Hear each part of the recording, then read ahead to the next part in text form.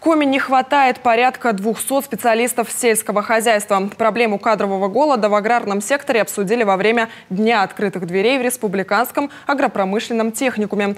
Руководители крупных сельхозпредприятий и главы сельских муниципалитетов познакомились с учебной базой СУЗа и пообщались со студентами, будущими перспективными кадрами. Алена Ладыгина о том, сколько им готовы платить уже сегодня.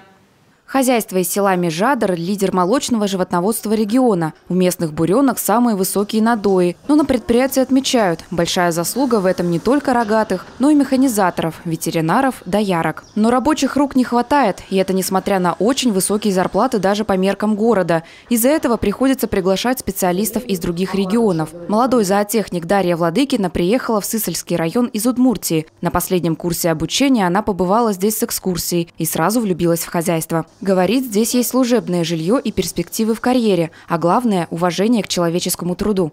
Взять абсолютно любую сферу деятельности везде будет сложно.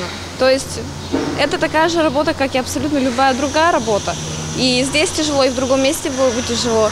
Всему нужно учиться, и я научилась, и считаю, что довольно неплохо с этим справляюсь, поэтому пока что собираюсь остаться здесь.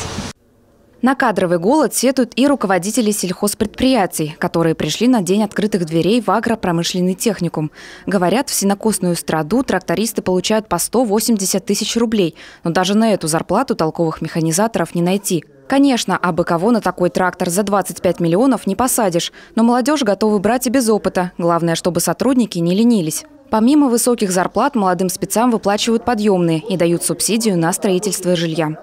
Есть у нас потребность в кадрах и в отрасли сельского хозяйства, и в лесной отрасли. Поэтому всегда я говорю на встрече, что, ребят, приезжайте, можно спокойно сегодня запланировать строительство собственного дома.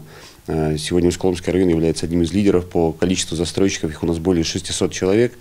Есть возможность получить субсидию, опять же, по линии Министерства сельского хозяйства. И те граждане, которые работают в сфере агропромышленного комплекса, они всегда в первой группе очереди. То есть мы смотрим, анализируем последние годы основные получатели этой субсидии, те, кто работает в отрасли сельского хозяйства.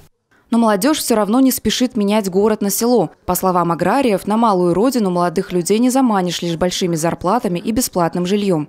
У нас нет на сегодняшний день инфраструктуры в селе. То есть досуг нам никак не организовать. На что жалуются наши работники? Это отсутствие дополнительных курсов для их детей. То есть если в городе мы знаем, что у нас ребенок может до 6 до 7 вечера дополнительно заниматься, в селе этого нет. И, как правило, если молодежь мы как-то еще привлечем в село, да, на первые 2-3 года, а потом все равно начинается отток. Решение кадрового голода в сельском хозяйстве – ключ в обеспечении продовольственной безопасности не только региона, но и всей страны. И как отмечают руководители сельхозпредприятий, в сложившейся ситуации нужно обеспечить достойный уровень жизни, и тогда молодежь потянется в село. Алена Ладыгина, Павел Королев, Иван Богомолов, телеканал Юрган.